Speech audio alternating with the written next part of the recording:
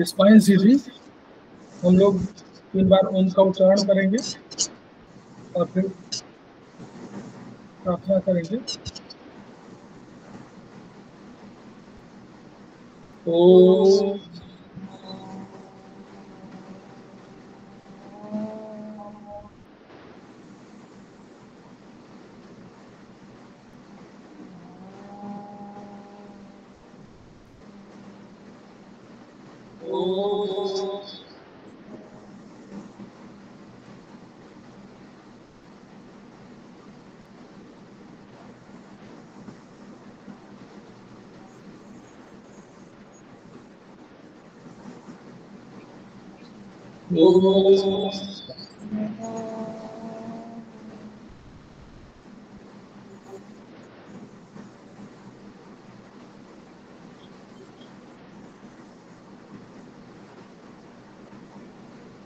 वह शक्ति हमें दो दयानिधे, कर्तव्य मार्ग पर गति जाए, पर सेवा पर उपकार में हम निज जीवन सफल बना जाए। वह शक्ति दो दयानिधे, कर्तव्य मार्ग पर डट जाए, हम दीन दुखी निबलों विकलों के सेवक बन संताप हरे, जो हमें बिछड़े भूले भटके उनको तारे खुद तर जाए। वह शक्ति कर्तव्य मार्ग पर डट जाए, चले देश दंभ पाखंड झूठ अन्याय से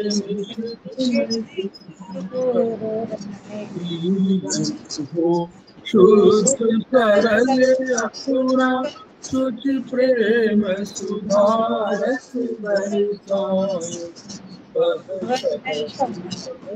दो दयानिधे, कर्तव्य मार्ग पर डट जाए, निज आन मान मर्यादा का प्रभु ध्यान रहे, इस प्रभुमि में जन्म लिया, बलिदान उसी पर हो जाए। वह शक्ति दो दयानिधे, कर्तव्य मार्ग पर डट जाए, पर सेवा पर उपकार में हम निज जीवन सफल बना जाए।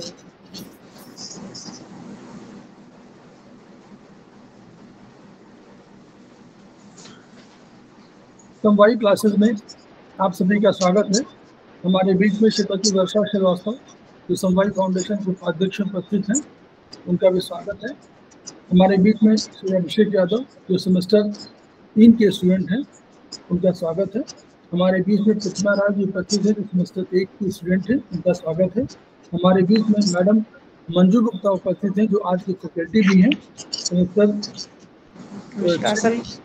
और वो स्पष्ट वो हमारे साथ जुड़ी हुई है। आज वो चाइनीज पर कुछ बात करेंगी।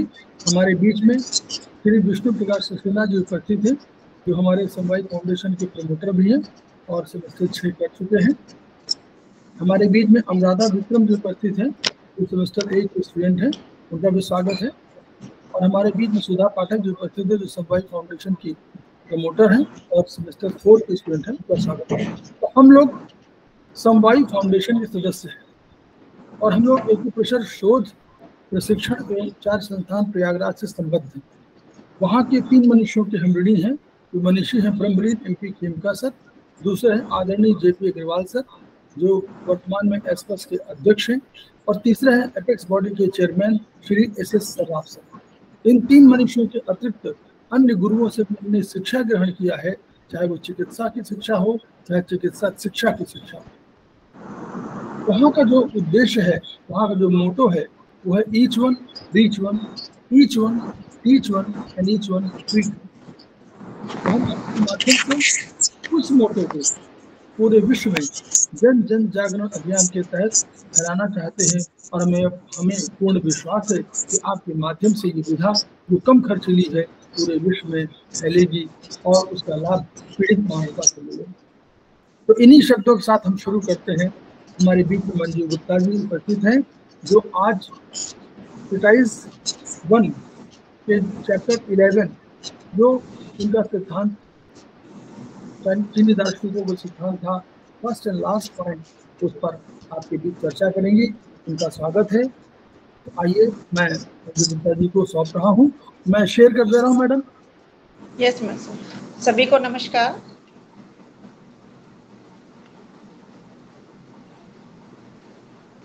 नमस्ते मैम। नमस्ते सर, मेरी आवाज आ रही है ठीक से? आ रही नमस्ते मैम। ओके, नमस्ते।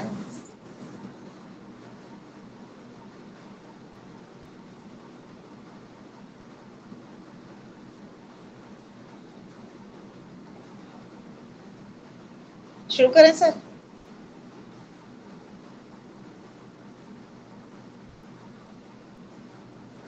शेयर हो रहा है ना? हाँ जी। हाँ मैडम। आज हम चर्चा करेंगे चाइनीज एक्यूप्रेशर में law of first and last point. जैसा कि हम सभी जानते हैं कि चाइनीज एक्यूप्रेशर में चाइनीज वैज्ञानिकों ने हमारे शरीर में 12 मेरिडियन और 2 बायलैटरल और 2 मेरिडियन सिंगल मेरिडियन बताए, कंसेप्शन और गवर्निंग वेसल बताई गई हैं। इन मेरिडियन में हमारी एनर्जी का फ्लो हर समय होता रहता है। तो इन होता रहता है। इस चाइनीज दार्शनिकों ने इन मेरिडियन पे कुछ बिंदु भी बताए गए हैं। हर मेरिडियन के कुछ बिंदु होते हैं, किसी में 9 होते हैं, किसी में 11 होते हैं, और हर बिंदु का अपना अपना हर महत्व है, हर बिंदु का अपना महत्व है हर मेरिडियन में। तो law of first and last point के अनुसार यदि बीमारी हमें मेरिडियन के फर्स्ट पॉइंट पर, जैसे कि LU का है, L1 है, वहां पर हमें कहीं दिखाई दे रही है, हर किसी भी मेरिडियन के किसी फर्स्ट पॉइंट पर दिखाई दे रही है, तो उस मेरिडियन उसका हमें उपचार वहां ना करके हम उसके लास्ट वाले पॉइंट पर भी हम कर सकते हैं। ये है फर्स्ट एंड लास्ट पॉइंट का उपचार, law of first and last point का। यदि बीमारी उसके अंतिम बिंदु पर कहीं दिखाई दे रही है तो हम उसका उपचार उसके प्रथम बिंदु पर करके भी कर सकते हैं। अब ये किस प्रकार की बीमारियां हो सकती हैं? जैसे हमें उसके फर्स्ट पॉइंट पर हमें कोई दर्द हो रहा है, कोई गांठ है, कोई सूजन है, या किसी प्रकार का कोई ऐसा जलन हो रही है, या वहां के स्किन का कलर चेंज हो रहा है, तो समझ लीजिए वहां पर कुछ बीमारी है। और उसके आसपास, फर्स्ट पॉइंट के आसपास या लास्ट पॉइंट के आसपास, तो उसका उपचार हम उसके फर्स्ट पॉइंट पे है, तो उसके लास्ट पॉइंट हम देखेंगे कि उस मेरिडियन का अंतिम बिंदु कौन सा है, और उस अंतिम बिंदु को ढूंढकर हम उस अंतिम बिंदु पर उसका उपचार दे सकते हैं। और इसी प्रकार उसके अंतिम बिंदु पर यदि कोई बीमारी हमें दिखाई पड़ रही है तो हम उसके फर्स्ट पॉइंट पर उपचार देकर उस बीमारी को दूर कर सकते हैं से। और जैसे अब इसमें ये नहीं है कि हम उसी चीज का उपचार होगा, उसमें ये भी हो सकता है कि मान लीजिए हमने फर्स्ट पॉइंट पर उपचार दिया और उससे रिलेटेड ऑर्गन से वो मेरिडियन जहाँ से बहती है बीच में भी कोई मतलब सभी बिंदु एक्टिवेट होते हैं उसे उपचार देने से, तो उससे उपचार देने से किसी दूसरे रोग का भी उपचार संभव है। ऐसा नहीं कि वही चीज ठीक हो सकता है, कोई दूसरा रोग भी ठीक हो सकता है उस बिंदु पर उपचार देने से, प्रथम और लास्ट बिंदु पर। और हमें यह भी देखना पड़ेगा कि यदि जहाँ पर हमें बीमारी देगी वहां पर सूजन ना हो, क्योंकि सूजन हो या कोई घाव होगा तो उस स्थानीय बिंदु पर हम उपचार नहीं दे सकते, क्योंकि वहाँ पर उपचार देने से तो दर्द और बढ़ जाएगा। इसलिए ये law first and last point का नियम रखा गया कि उसके अंतिम बिंदु पर या प्रथम बिंदु पर उपचार देने से वह बीमारी ठीक हो सकती है। अब हमें जो 12 मेरिडियन है उनके पॉइंट देखने पड़ेंगे कि फर्स्ट पॉइंट कौन सा है और लास्ट पॉइंट कौन सा है। तो पहली मेरिडियन हमारी बायलैटरल मेरिडियन है जो 12 है, उनमें से प्रथम मेरिडियन आती है हमारी लंग्स मेरिडियन आती है। तो लंग्स मेरिडियन में हमारा लंग्स मेरिडियन का जो प्रथम बिंदु है वो हमारे कॉलर बोन के पास मिलेगा। कॉलर बोन के पास प्रथम बिंदु पाया जाता है और अंतिम बिंदु हमारे अंगूठे के बाहर की तरफ इस नखून के पास पाया जाता है। अंगूठे के बाहर पाया जाता है। यदि हमारे अंगूठे के आसपास अंगूठा सुन्न हो गया है या काला पड़ गया है, यहाँ पर दर्द है, उसके लिए हम उसके LU11 पर यदि हमारे कोई अंगूठे के पास कोई प्रॉब्लम आ रही है तो हम उसका उपचार LU1 यानी कि कॉलर बोन के पास प्रेशर देके या वहाँ पर मेथी दाना लगा के हम उसको चेक कर सकते हैं कि ये इससे बीमारी ठीक हो रही है, हमारी ठीक उससे ठीक हो सकती है, उसका उपचार संभव है। ये अधिकतर एक्यूट बीमारियों के लिए भी बहुत आसान उपचार है इसके लिए। इसी प्रकार यदि हमारे LU यहाँ पर हमारे चेस्ट में कहीं पेन है LU11 के पास, या फिर कहीं यहाँ पर कुछ फोड़ा फुंसी यहाँ भी हो सकता है निकल गया, तो हम उसको LU11 पर उपचार देकर यानी कि अंगूठे के पास उपचार देकर उसकी स्टिमुलेट करके देख सकते हैं, उसको प्रेशर देके देख सकते हैं, या मेथी लगाकर भी हम उसका उपचार कर सकते हैं। इसी प्रकार जैसे उसका यांग मेरिडियन है LU की LI मेरिडियन का फर्स्ट पॉइंट आता है इस इंडेक्स फिंगर के बाहरी तरफ नखून के पास आता है। तो इस और इसका जो अंतिम पॉइंट है LI20 वो हमारे यहाँ पर नोज के नीचे यहाँ पर आता है, दोनों बायलैटरल दोनों तरफ LI20। तो LI20 का तो इतना अच्छा उपचार बताया है इसमें एग्जाम्पल भी दिए गए हैं कि यदि आगे के 2 दांत में कहीं दर्द हो रहा है या दांत हिल भी रहे हैं या दांत को निकालने में कोई मुश्किल हो रही है, तो अगर LI1 पे दबाव दिया जाए तो उसमें दांत का हिलना तक बंद हो जाता है, और यदि निकालने में भी परेशानी हो रही है तो ज्यादा प्रेशर देने से दांत आसानी से मतलब निकल पाता है। इसमें एग्जाम्पल भी देकर बताया गया है कि और चाइनीज में इसको डेंटिस्ट पॉइंट भी कहते हैं LI1 को, क्योंकि LI1 पे हमने अगर दबाया तो उसका असर LI20 के नीचे जो दांत हैं दोनों उस पर आएगा। यदि दांत हिल रहा है तो अभी इसमें लिखा है यदि दांत हिल रहा है पर जड़ अभी भी मजबूत है तो ऐसे में LI1 पर हल्के हल्के दबाएं, इससे कई बार दांत हिलना भी रुक जाता है। और एक ऐसे एग्जाम्पल दिया हुआ है इन्होंने, एक महिला के दांत सही सलामत थे, अनायास LI1 बिंदु खिड़की के पल्लों के बीच में दब गया, उस महिला का आगे का ऊपर का दांत हिलने लगा। मतलब इतना असरदार है ये पॉइंट कि यदि वो गलती से भी दब जाए तो दांत हिलने भी लग सकते हैं। ऐसे ही एक दूसरा एग्जाम्पल दिया है इन्होंने कि 7 वर्ष की एक बालिका के आय का दांत निकलना प्रारंभ हुआ परंतु पुराना दांत टूटा नहीं था। तो डॉक्टर ऑपरेशन द्वारा पुराना दांत निकालने की सोच ही रहे थे कि तभी संयोगवश बच्ची की उंगली दरवाजे में आकर दब गई और LI1 बिंदु पर जोर से दब गया। उसी दिन उसका पहला दांत अपने आप ही निकल गया। तो ये इससे हम ये समझ सकते हैं कि ये कितना असरदार पॉइंट है। ऐसे अगर यहाँ पर प्रेशर दिया जाए तो बहुत असरदार पॉइंट रहेंगे। इसी प्रकार अगला है ST1 और ST45।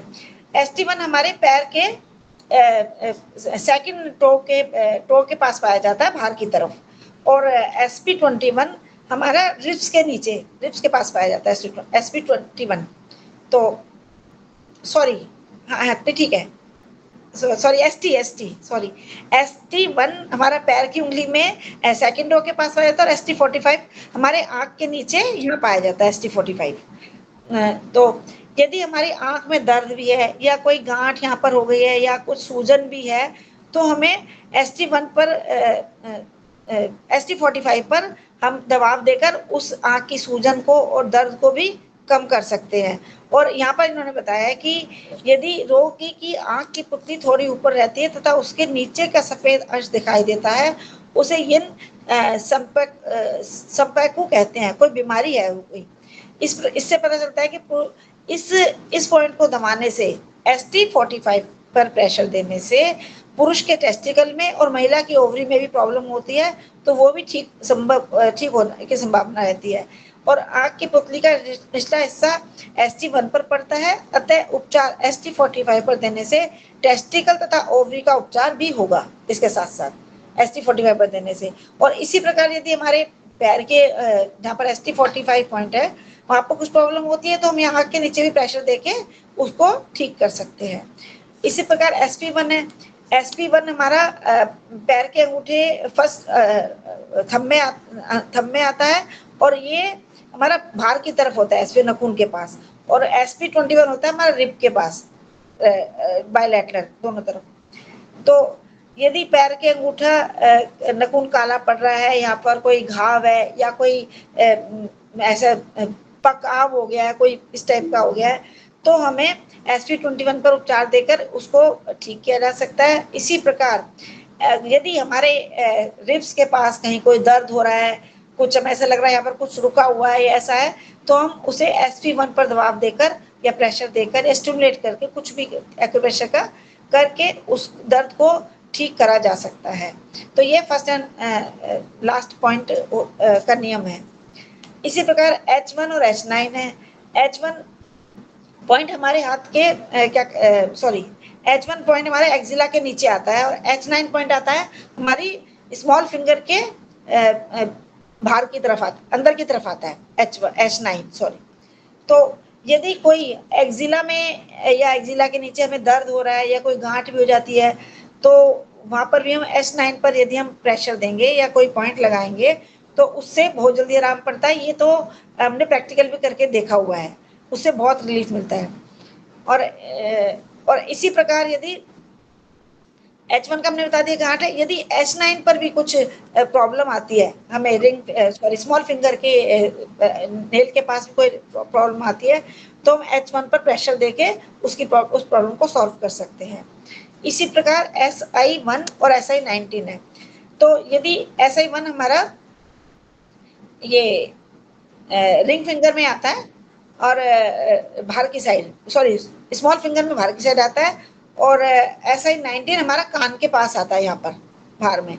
यदि हमें कान में कभी दर्द भी हो रहा है या कान में दर्द का भी इलाज SI1 पर अगर हम इलाज देते हैं, ट्रीटमेंट करते हैं, तो हमारे कान का दर्द भी बहुत आसानी से चला जाता है। इसमें तो ये भी बताया गया है कि यदि कान के अंदर पर्दे में भी कोई प्रॉब्लम आ रही है तो SI1 पर उपचार देने से कान के पर्दे की प्रॉब्लम तक भी हल हो सकती है SI1 पर उपचार देने से। इतने इफेक्टिव है ये पॉइंट। तो कान के दर्द का तो बहुत इफेक्टिव है। इवन SI19 पे अगर यहाँ पे प्रेशर देते हैं तो उसके साथ ही दर्द बंद हो जाता है। ये भी मेरा अपना आजमाया हुआ ही पॉइंट है ये। इसी प्रकार UB1 और UB27 है। UB1 आता है हमारा आंख के इनर साइड में इस साइड आता है आंख के, और UB67 आता है पैर में स्मॉल फिंगर के बाहर की तरफ, नखून के पास बाहर की तरफ आता है। तो यदि कहते हैं UB1 आंख के अंदरूनी कोने के पास स्थित है, यहीं पर टीयर डक्ट होती है, हमारे आंख के कोने के पास टीयर डक्ट होती है, और ये टीयर डक्ट कभी कभी बंद हो जाती है। कभी कभी हमने सुना है कि किसी पेशेंट को आंसू नहीं आते बिल्कुल भी, चाहे कितनी प्रॉब्लम वो सोचे भी तब भी कितना ही दुखी होगा पर उसके आंसू नहीं आते। और यदि हम UB67 पर उपचार देते हैं तो उसकी टीयर डक्ट खुल जाती है, मतलब क्योंकि UB1 यहाँ पर है और UB67 हमारे पैर की उंगली में है, तो अगर वहां पर हम उपचार दें तो उसकी टीयर डक्ट खुल जाती है और उसको आंसू आना शुरू हो जाते हैं। जैसे इसमें एक एग्जाम्पल भी दे रखा है कि इलाहाबाद केंद्र में एक सज्जन आंख के नासूर के उपचार हेतु आए। उनके आंख की बीमारी कोने में UB1 के पास नासूर था। उनके UB67 बिंदु को दबाने से नासूर आश्चर्यजनक रूप से ठीक हो गया। यानी कि उनकी आंख के पास उनको ऐसा लग रहा था कोई कांटा से चुभ रहा है आंख के अंदर में, और यूवी 67 पे यदि ट्रीटमेंट दिया गया तो वो उनका कांटा सा चुभना बंद हो गया। ये इतना अच्छा इलाज है, मतलब ये। और इसी प्रकार K1 और किडनी का K1 और K27 है। तो किडनी का K1 हमारे पैर के तलुए में सेंटर में गड्ढा सा जो होता है वहां पर आता है, और K27 हमारे यहाँ पर ये जो सीवी की लाइन है उसके पास में इधर चेस्ट के ऊपर इस साइड K27 आता है। पर हमें यही ध्यान रखना है कि पहले बीमारी देखनी है कि बीमारी कहाँ पर आई है, और उसका प्रथम बिंदु के आसपास है या अंतिम बिंदु के आसपास है, तो उसका दोनों बिंदु चेक करने पड़ेंगे और वहां पर हमें प्रेशर देना पड़ेगा। तो कलकत्ता में इन्होंने एग्जाम्पल दिया है, कलकत्ता में एक एक्यूप्रेशर चिकित्सक के वक्षस्थल पर K27 के पास कई माह से जलन और खुजली होती थी। उनके K1 बिंदु पर उपचार करने से K27 की खुजली व जलन ठीक हो गई। तो K1 पे यदि हमने उपचार दिया, पैर के तलुए के नीचे हमने वहां पर प्रेशर दिया, तो K27 यानी कि यहाँ पर जो जलन और खुजली होती थी वो उस बिंदु पर उपचार देने से ठीक हो गई। तो ये फर्स्ट एंड लास्ट पॉइंट का ये भी एक अच्छा उदाहरण है। इसी प्रकार P1 और P9 पेरिकार्डियम 1 और पेरिकार्डियम 9 है। तो ये जो पेरिकार्डियम 9 हमारी ये मिडिल फिंगर के नेल के पास आता है, और P9 आता है हमारे इधर चेस्ट के इधर ही आता है, रिब के पास ही आता है। इसको अगर हमने देखना है तो पेज नंबर 183 पर हम आराम से देख सकते हैं सारे पॉइंट कहाँ पर लोकेटेड है, दिखा रखा है उसमें। P9 इसमें भी दिखा रखा है शायद। तो इसी प्रकार पेरिकार्डियम का यदि चेस्ट में यदि हमें कोई प्रॉब्लम है, या हमें ऐसा लगता है कि हमारे को कुछ ऐसे हार्ट से रिलेटेड प्रॉब्लम आ रही है, कुछ ऐसा आ रहा है, तो हम आराम से उसको P1 को भी दबा सकते हैं, और वहां पर हम प्रेशर पॉइंट देके या फिर मेथी लगाकर हम चेक कर सकते हैं कि हमारी कोई ऐसी प्रॉब्लम तो नहीं है। और वो उससे अगर ठीक हो जाती है तो हमारे आराम से समझ सकते हैं कि हमारी कोई ऐसी सीरियस प्रॉब्लम नहीं है, वो उससे भी ठीक हो जाता है।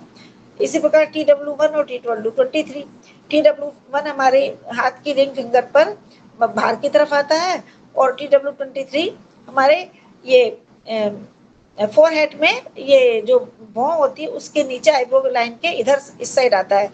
ये TW1 सिर दर्द के लिए बहुत ही अच्छा पॉइंट है।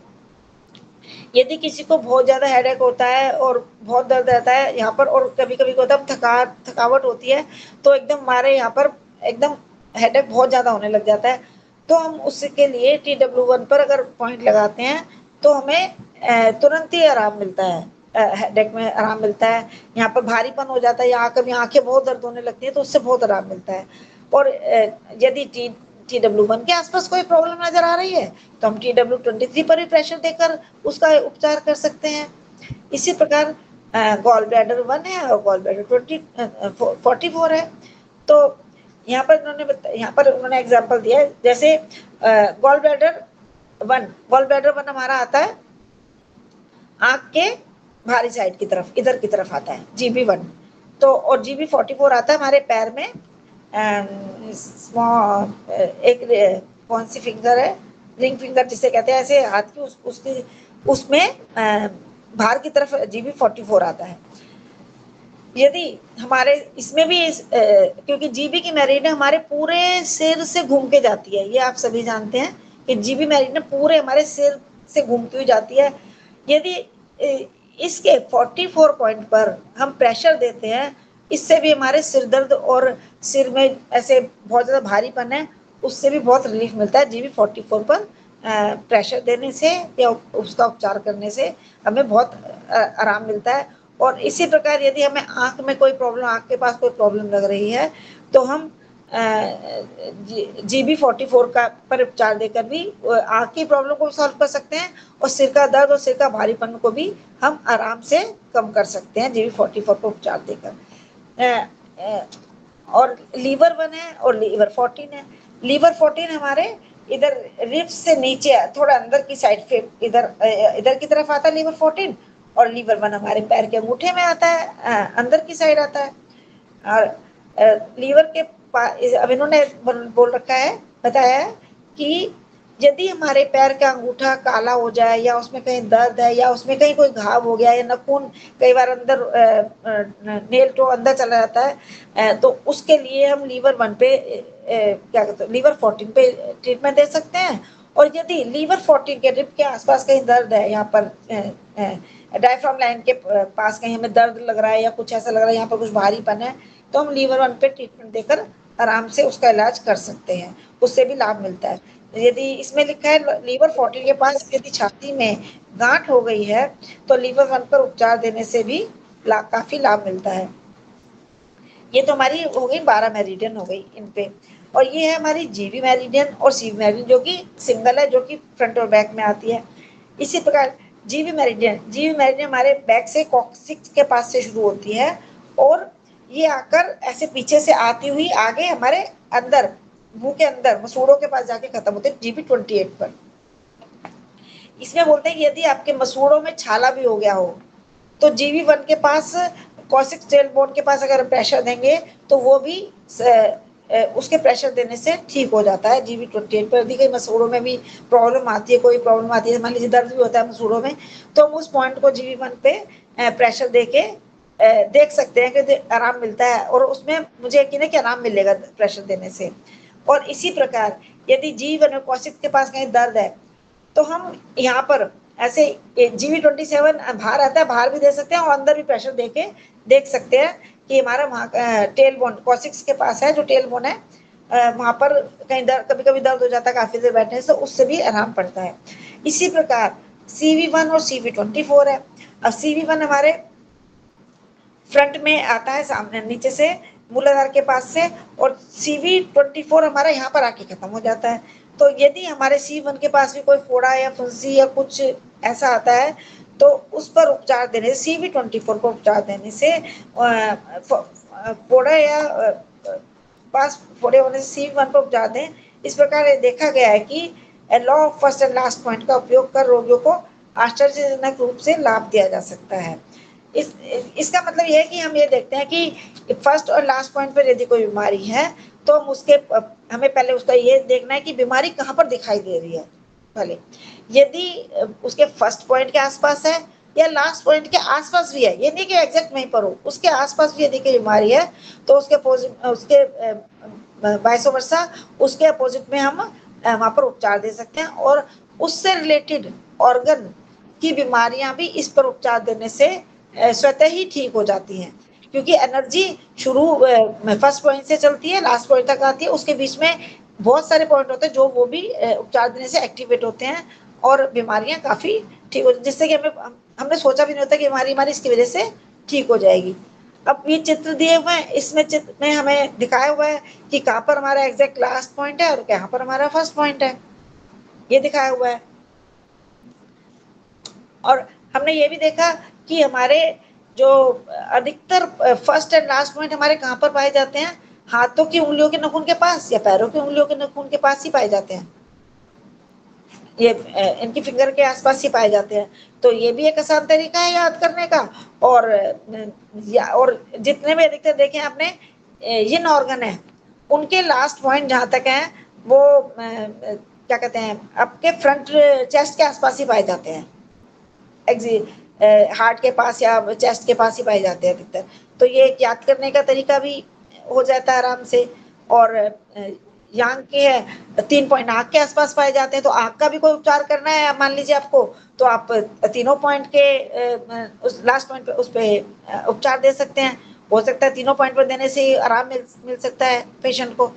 जैसे कि हमने देखा कि जीबी 4 पॉइंट है, जीबी भी है और स्टमक भी है और यू भी है और ट्रिपल वार्मर है। यदि हम चारों के दूसरे बिंदु पर हम उपचार दें तो हमें आँख के भी उपचार में काफी मदद मिल सकती है ऐसे करने से। तो इस प्रकार हम देखते हैं कि फर्स्ट और लास्ट पॉइंट पर उपचार देते हैं तो काफी आराम मिल जाता है हमें।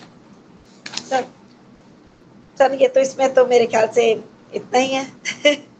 अगला बताएं। वो वाला जो वो नहीं, इसमें मेरे पास उसका चार्ट नहीं है जो आपको बताना था 19-2 एक मिनट सर, पेज नंबर 71 है मैम। पेज नंबर 71 है डिटैचमेंट का। हाँ वो तो मैंने निकाला हुआ है, ये वाला। हाँ जी, ट्रीटमेंट ऑफ स्प्रेन का। इसमें कुछ क्या आपको क्या बोलना, कुछ बताना है क्या? नहीं, हम तो जनरल बता सकते हैं। देखिए ऐसा है ना, एक ये फर्स्ट और लास्ट पॉइंट का सिद्धांत का जो मूल है वो क्या है। हाँ जी, पहले तो हमको ये समझना है कि हमारा फर्स्ट और लास्ट कहाँ है। तो बेसिक के रूप में समझ लीजिए कि आप लोग पढ़िएगा पूरा, आपको मुझे लगता है शायद एक्सरसाइज 1 में ही आगे चल के पूरा सबका डिटेल दिया हुआ है।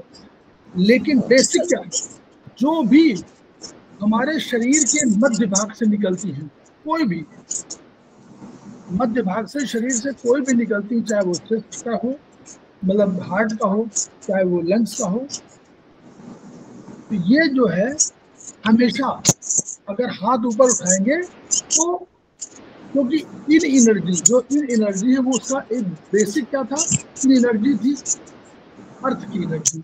तो अर्थ की एनर्जी हमेशा ऐसे आप अगर खड़े होंगे तो अर्थ की एनर्जी नीचे से ऊपर की ओर जाएगी। हाँ जी। तो हमेशा ध्यान रखिए कि जो चेस्ट के आसपास है, लंग्स है, पेरिकार्डियम है, तो जो यहाँ से एनर्जी होगी वो आपकी उंगलियों के अंतिम बिंदु पर जाएगी। एक पहला सिद्धांत, वो मेरिडियन बीच के हृदय के किसी आसपास के भाग से जाएगी, वो आपके उंगलियों के अंतिम बिंदु पर जाएगी। बस नंबर 1।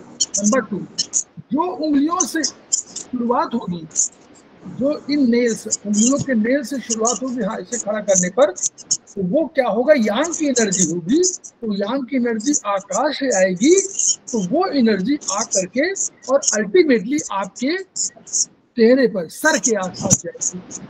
ठीक, दूसरा सिद्धांत।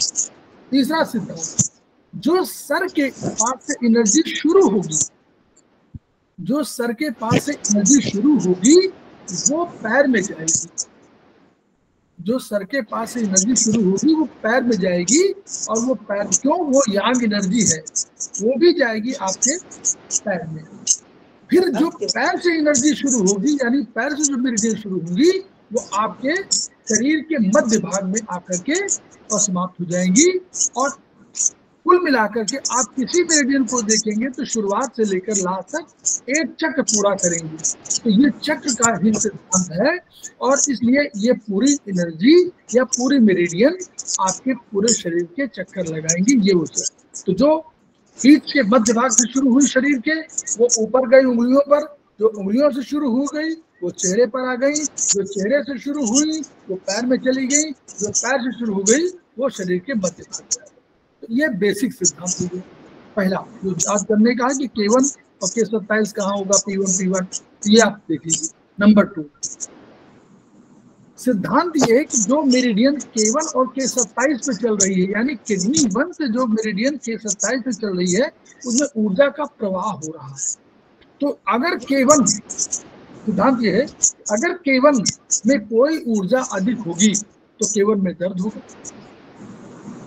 अगर मेरिडियन में ऊर्जा प्रवाहित हो रही है, लगभग मान लीजिए हम एग्जाम्पल दे रहे हैं, 100 ग्राम मान लीजिए, एग्जाम्पल दे रहा हूँ, इसको मत मानिए ग्राम है, 100 ग्राम हो रही है, तो अभी ऐसा हो सकता है कि K1 में जो है, जो नॉर्मल कोई ग्राम होना चाहिए 27 में, तो मानिए 10 ग्राम होना चाहिए, यहाँ 20 ग्राम हो गई तो K1 में पेन हो गया।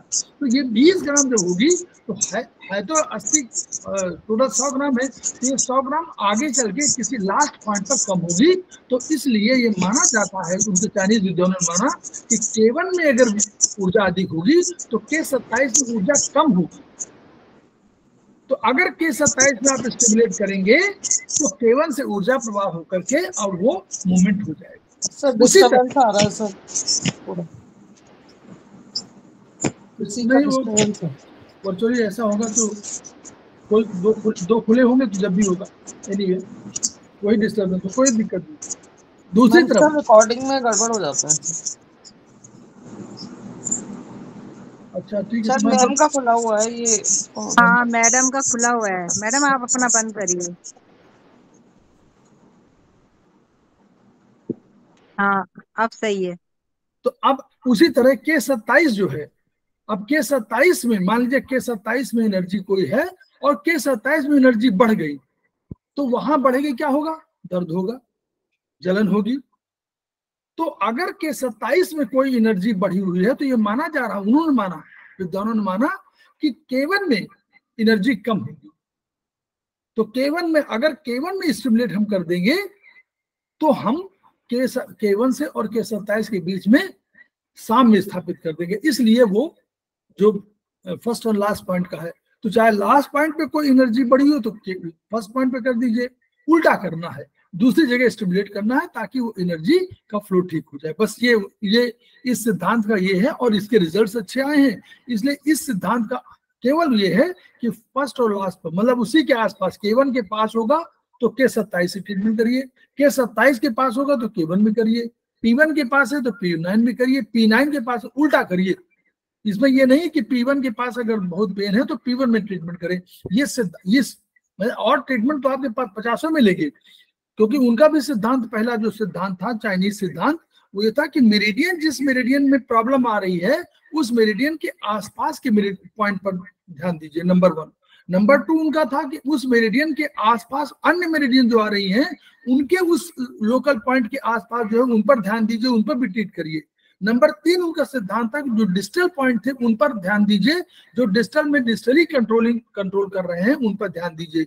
फिर उन्होंने कुछ ऐसे ही मेरे शरीर के ऐसे मेरिडियंस में ऐसे पॉइंट्स खोज निकाले जो उनको एक्स्ट्राऑर्डिनरी कहा गया था पॉइंट्स, तो वो एक्स्ट्राऑर्डिनरी इंपॉर्टेंस के पॉइंट कहे गए थे, तो उनको उन्होंने कहा कि इनको भी ट्रीट करिए। फिर उन्होंने ये फर्स्ट एंड लास्ट पॉइंट सिद्धांत निकाला, ऐसे करिए। फिर उन्होंने कहा कि कुछ मित्र होते हैं, यानी कुछ समय जो एनर्जी ऊपर से नीचे होती है, यानी तरंगों के रूप में होती है, तो जिस समय एक तरंग में सबसे ऊपर हाईएस्ट जाती है, तो जो उस समय सबसे लोएस्ट एनर्जी का पॉइंट कोई दूसरा होगा ऑर्गन, उन दोनों के बीच में एक रिलेशनशिप होता है। वो रिलेशनशिप आप कह सकते हैं पड़ोसी का रिलेशनशिप, वो कह सकते हैं भाई बहन का रिलेशनशिप, वो कह सकते हैं भाई भाई का रिलेशनशिप। तो इस रिलेशनशिप में भी माना गया।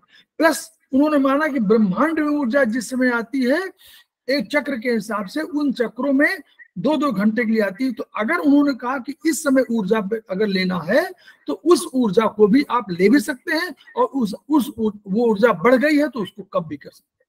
तो ये तमाम सिद्धांत हुए, इन सिद्धांतों के आधार पर हम लोगों को ट्रीटमेंट करना है। लेकिन हम लोग, फिर मैं कह रहा हूं, हम लोग फिर भूल जाएंगे। हम लोग, आंख के पास 3 मेरिडियन है, आंख के पास मैडम ने बताया 3 मेरिडियन है। सबसे अधिक important meridian UB meridian, stomach meridian और जीबी गाल ब्लडर की मेरिडियन, तीनों मेरिडियन है। यानी आंखों का कोई इलाज नॉर्मली कहीं पेन हो रहा है तो हम लोग इसको फर्स्ट एंड लास्ट पॉइंट के सिद्धांत से कर सकते हैं, लेकिन हम लोग खुद भूल जाएंगे। हम लोग लास्ट पॉइंट पर मेथी लगाएंगे नहीं। आंखों में कोई प्रॉब्लम होगी तो या अंदरूनी होगी या मध्य में होगी, मध्य में हो तो स्टमक, अंदरूनी भाग में होगी तो यूबी और बाहरी भाग में होगा तो जीबी। ये तीनों मेरिडियन बहुत इंपॉर्टेंट है। और चौथी मेरिडियन जो मैडम ने बताया अभी, TW, वो बाहर की कोने की तरफ है, लेकिन वो थोड़ा आंख से दूर है। लेकिन जो आंख के बिल्कुल करीब है वो स्टमक, यूबी, आंख के अंदर वाले भाग की तरफ यूबी मेरिडियन, बीच वाले भाग के लिए, नीचे भाग के लिए स्टमक मेरिडियन, और बाहरी कोने की तरफ आपका जीबी मेरिडियन। ये तीनों मेरिडियन इतनी इंपॉर्टेंट है कि अगर कोई प्रॉब्लम हो रही है तो हमारा ध्यान इन पे जाना चाहिए।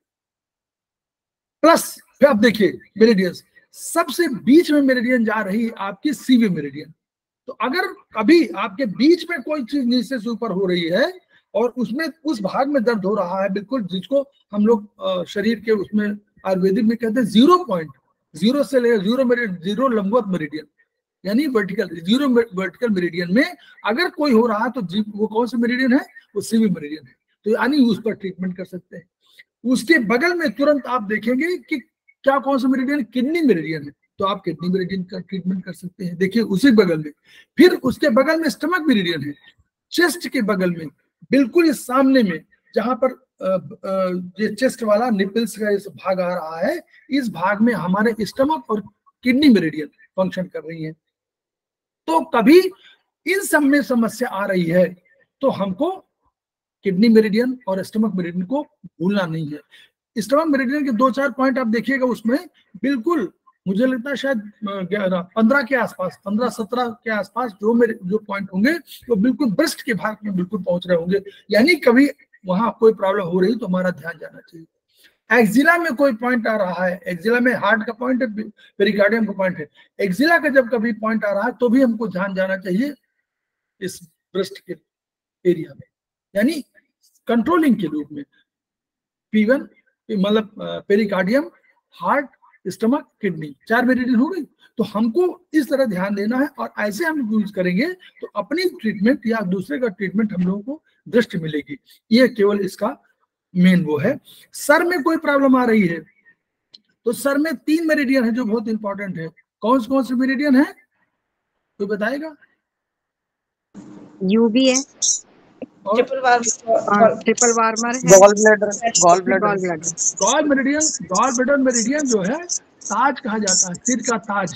ठीक, तो यानी अगर सर के भाग में कोई प्रॉब्लम आ रही है, चाहे आपकी एंजाइटी हो, चाहे सर का दर्द हो, चाहे माइग्रेन हो, हमारा ध्यान किस पे जाना चाहिए? जीबी पर, सर का गॉल ताज। ब्लैडर। इसीलिए उसको बहुत ब्रेन का मेरिडियन कहीं कहीं कहा गया है। ठीक, तो वो सर का ताज के लिए। यूबी मेरिडियन का सब यहाँ तो सर में है ही है महत्व, लेकिन जैसे यूबी मेरिडियन नीचे उतरती है तो यूबी मेरिडियन में मेडुला के पॉइंट है, पोंस के पॉइंट है। आप सोचिए UB9 पोंस का पॉइंट है, UB10 मेडुला का पॉइंट है। हमारा ध्यान जब कभी हार्ट और लंग्स के मामले में आए तो हमारा ध्यान UB10 में जाना चाहिए। हम लोग भूल जाते हैं उस समय। हार्ट की कोई प्रॉब्लम हो, चेस्ट की कोई प्रॉब्लम हो, स्टमक हो उसकी प्रॉब्लम हो, लंग्स की प्रॉब्लम हो, तो यूबी मेडुला पॉइंट है, कंट्रोलिंग पॉइंट है। तो हमारे खाने में कोई प्रॉब्लम हो रही है, वो निगलने में प्रॉब्लम हो रही है, ये सब के मेडुलरी सेंटर है, मेडुला के सेंटर से हम लोग पढ़े होंगे 3rd वाले सेमेस्टर में। हम लोग बायोलॉजी भी पढ़ा हुआ है BHB में कि हमारे सेंटर है और वाइटल सेंटर्स वहां पर है। तो हमारा तुरंत ध्यान UB10 पे जाना चाहिए। तो UB10, UB9, और हम लोग अगर वैसे देखते हैं तो हम UB10 हम लोगों ने आयुर्वेद में कहीं फिक्स कर रखा है फिंगर नंबर 6 में, तो हम वहां जा सकते हैं, हम UB10 में जा सकते हैं। तो जब भी कभी आए स्पाइन की कोई समस्या होगी तो हम लोगों ने फिर वही पढ़ा था कि स्पाइन के 2.25 चक्कर लगाती है कौन? स्पाइन की बिल्कुल बगल 2.25 चक्कर लगाती है कौन सी मेरिडियन है?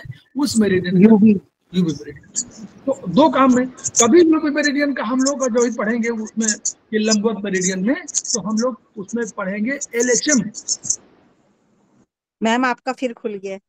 Long horizontal meridian. तो लॉन्ग हॉरिजॉन्टल मेरिडियन में आप हमेशा ध्यान देंगे कि हम लोग का वहां पे क्या करना है। लॉन्ग हॉरिजॉन्टल में 5 LHM 5, 6 कहां पर आएगा? साइड में, साइड में आएगा। तो आप समझ लीजिए कि LHM 5, 6 का इंपॉर्टेंस बढ़ गया, तो वहां पर ध्यान देना है। यानी चूंकि स्पाइन के बगल में है और स्पाइन कंट्रोलर है, इसलिए स्पाइन के बगल में रहने की वजह से यूबी मेरिडियन महत्वपूर्ण हो गई। वो मानसिक संवेदनाओं के लिए भी इतना इंपॉर्टेंट है, मानसिक रोगों के लिए भी उतना इंपॉर्टेंट है, एंजाइटी के लिए जितना इंपॉर्टेंट जैसे गॉलब्लैडर इंपॉर्टेंट है, वैसे ही यूबी मेरिडियन भी इंपॉर्टेंट है। तो आप समझ सकते हैं, ये हम लोग को ऐसे सीखना है। बस ये हम लोग समझ रहे हैं। केवल एक मेरिडियन ऐसी है यूबी मेरिडियन जो साइड में जाती है, यानी साइड में रिब्स में कहीं प्रॉब्लम कोई हो रही है तो हम लोग गॉलब्लैडर मेरिडियन को ध्यान देना है। जी मैम।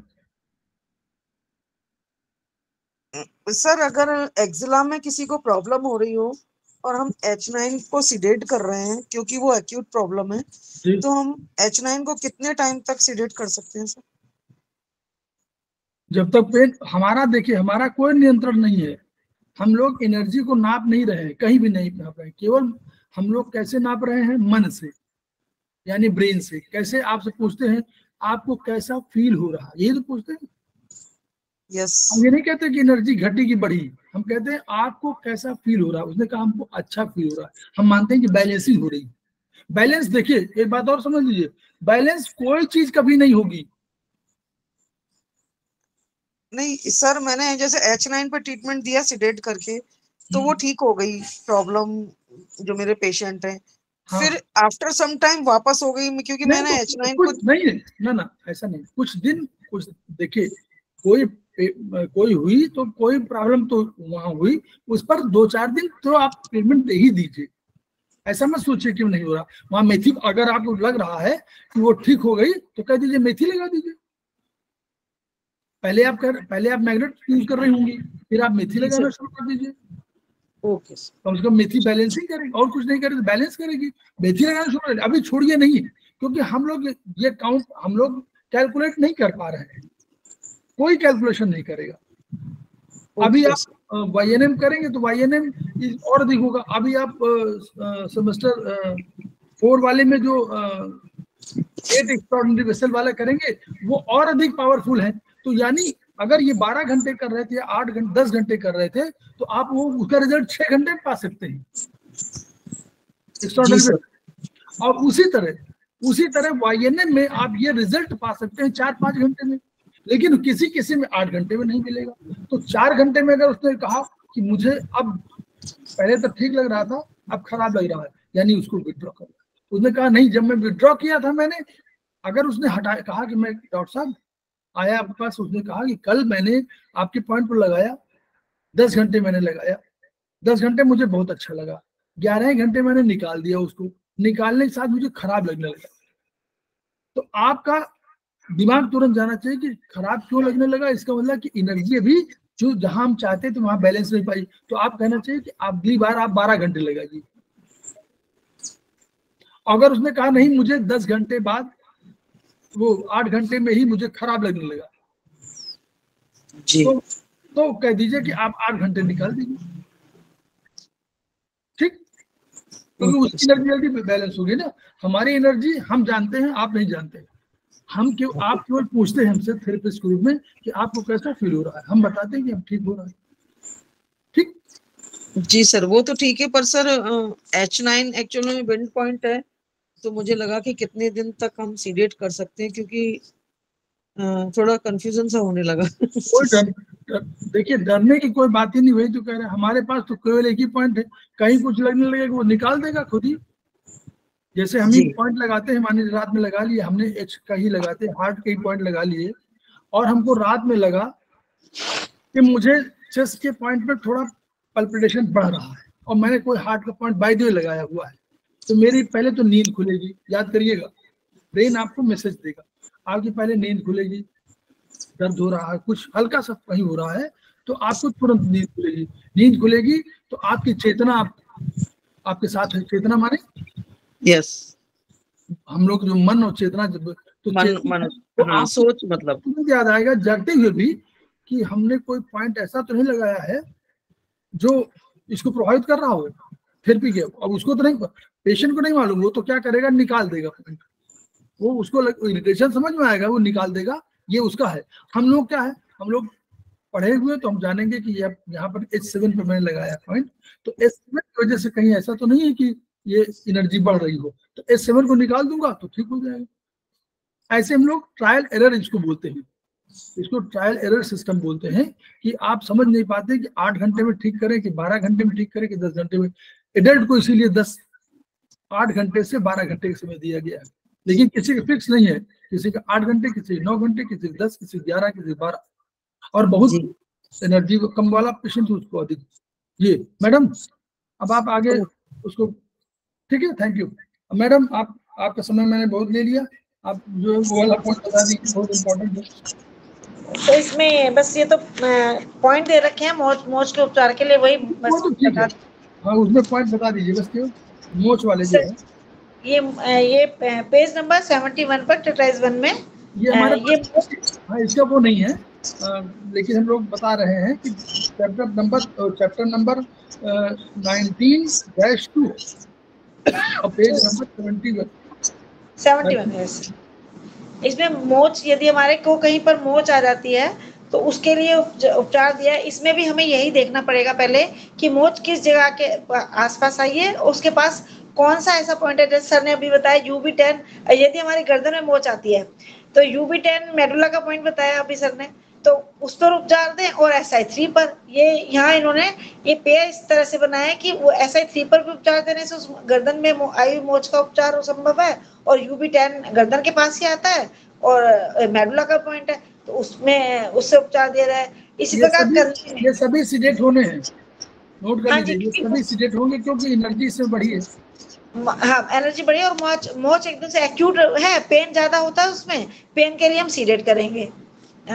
और इसी प्रकार कंधे में बताया गया GB21 LI 15, LI15 कंधे के पास आता है। अगर कंधे में अगर हमारे मोच आ गई है तो LI15 पे भी सीडेट करेंगे और GB21 पे करेंगे, क्योंकि GB21 भी हमारे सिर के आसपास, सिर के पास ही आता है। इस प्रकार कोहनी में अगर मोच आ गई है तो उसमें हम LI11 पे करेंगे और LI4 पे। LI4 वैसे भी दर्द को कम करने के लिए पॉइंट है और LI11 जो कोहनी है उसके लिए LI1 से LI11 तक जाती, जो एनर्जी जाती है उसके बीच कोहनी में पहुंचाइए तो उसके लिए LI11 के लास्ट में देते हैं और LI4 दर्द का पॉइंट है, इसलिए हम दोनों पॉइंट पर देकर उसके दर्द को कम कर सकते हैं। और कलाई में मोच आई है तो कलाई में मोच TW5 हमारा कलाई के आसपास ही आता है और TW4 उसके पास, दोनों पॉइंट है।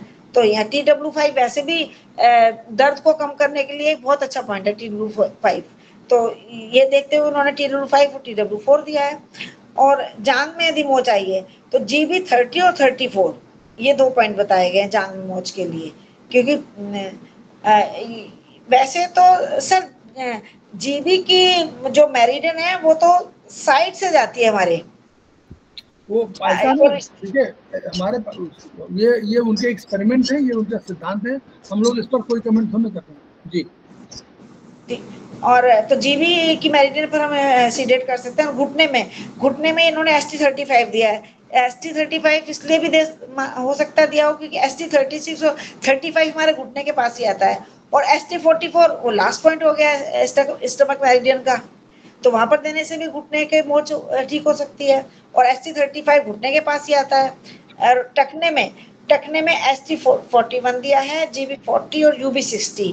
अब UB60 हमारा टखने के आसपास आता है, इसलिए सीडेट करना पड़ सकता है। और GB40 कहाँ आएगा?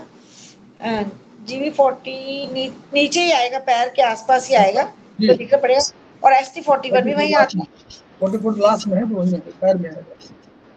हाँ, तो ये हमें देखना है कि हमारे पास जहाँ मोच, हमारे को जिस एरिया में मोच आई है उसके आसपास के जो पॉइंट होते हैं मेन, जैसे UB62 है, 60 है और K3 है, ये सब पॉइंट यदि उसके आसपास कहीं मोच आती है तो ये पॉइंट बहुत ज्यादा इंपॉर्टेंट होते हैं। कुछ पॉइंट ऐसे हैं मेरिडियन के, कुछ पॉइंट ऐसे हैं जो कि अधिकतर उपयोग में लाए जाते हैं, अगर उन पर हम सीडेशन दे दें तो उससे बहुत जल्दी आराम मिलता है। और उस एरिया के आसपास के भी हम पॉइंट को देखेंगे तो मोच में और दर्द में भी आराम मिलेगा। और कमर के लिए UB54 बहुत अच्छा पॉइंट है, जो कि आता तो असल में इधर घुटने के नीचे है, पैर के नीचे की साइड आता है UB54।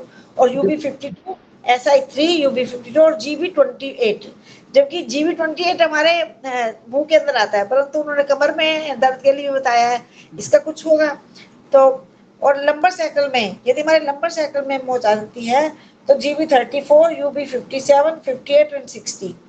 तो लंबर सर्कल के लिए तो वैसे भी बताया गया है कि UB60, 62, UB57 और 58 कमर के दर्द के लिए बहुत ही अच्छे पॉइंट माने गए हैं।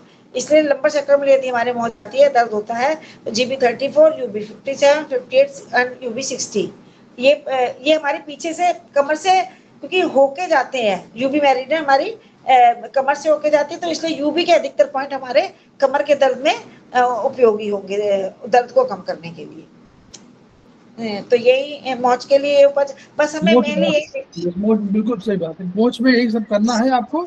और मोच का एक सिद्धांत इसमें ऑलरेडी नॉर्मल कोई सिद्धांत है, राइस, RICE। मोच में क्या 3-4 ये वो राइस का एक सिद्धांत थेरेपी है, इसको कहते हैं। R मीन्स रेस्ट, मोच आएगी तो आपको रेस्ट लेना है। I मीन्स आइस ट्रीटमेंट, जब तुरंत एक्यूट आती है तो आपको कभी भी गर्म सिकाई नहीं करनी है, आपको हमेशा ठंडी सिकाई करनी है।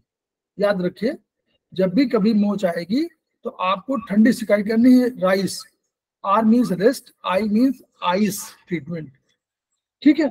तीसरा क्या है?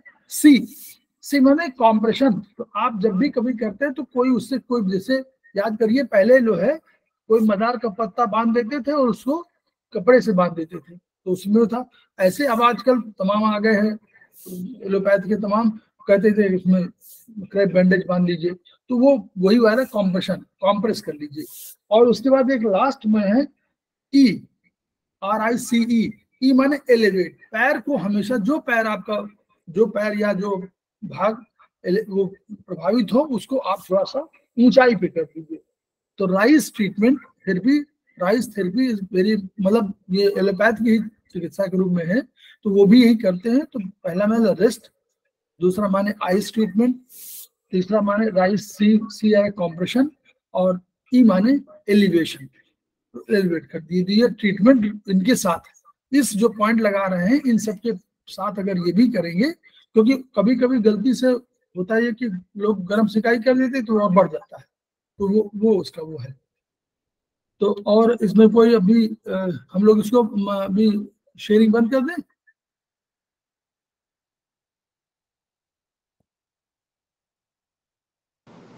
हाँ जी सर, उसका शेयरिंग बंद कर दीजिए, वो तो उसका है।